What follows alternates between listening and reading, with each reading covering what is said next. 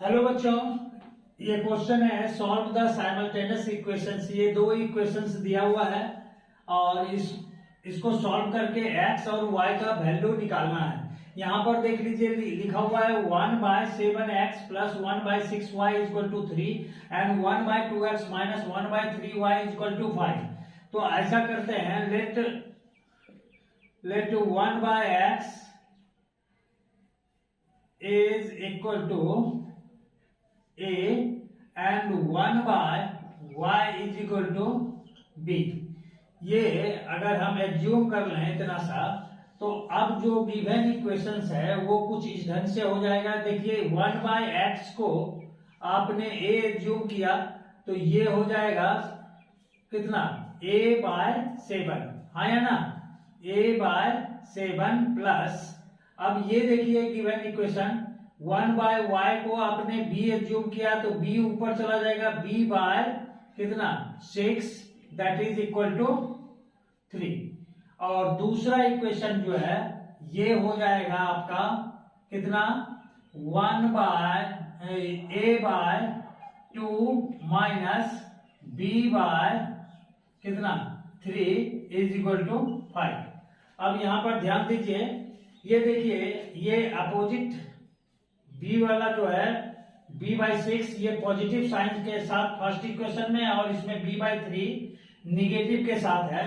तो अगर ऐसा करें हम, इसमें 1/2 से मल्टीप्लाई अगर कर दें सेकेंड को 1/2 से, सेकेंड इक्वेशन को 1/2 से मल्टीप्लाई करें तो देखिए क्या आता है आपका, कितना आ जाएगा, a/4 माइनस क्या b/6 इज इक्वल टू कितना 5/2।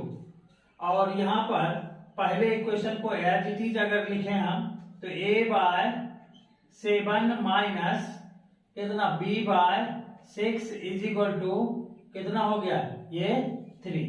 अब इस दोनों इक्वेशन को प्लस होगा, हाँ, ये दोनों इक्वेशन को कहां पर प्लस होगा, प्लस a/7 प्लस b/6। ये वाला माइनस है, ये प्लस होगा ना, ये प्लस होगा। तो ये हो गया, ये और ये कैंसिल हो गया, तो अब बचा क्या, a/4 plus a/7 is equal to 5/2 plus का 3।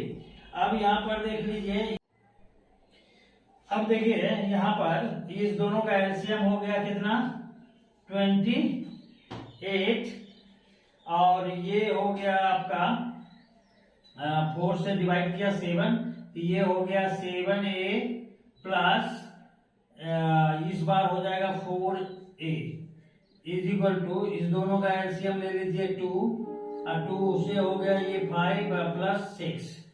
तो अब आगे यहां पर देखिए ये हो जाएगा 11a/28 इज इक्वल टू 11/2। 11 से 11 कैंसिल, तो 2a इज इक्वल टू कितना हो गया 28।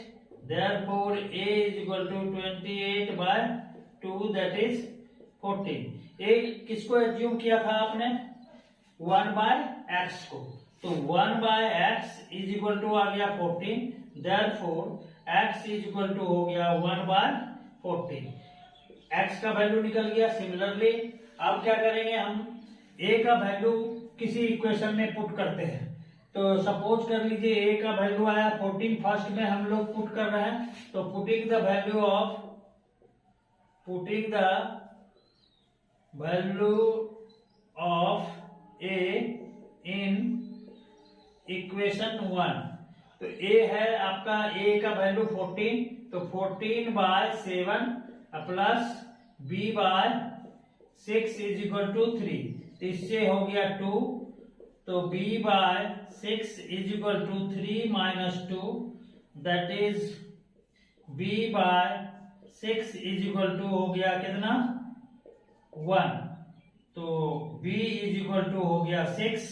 अब 6 किसको एज्यूम किया था हम लोगों ने, 1/y को, तो 1/y इज इक्वल टू हो गया 6।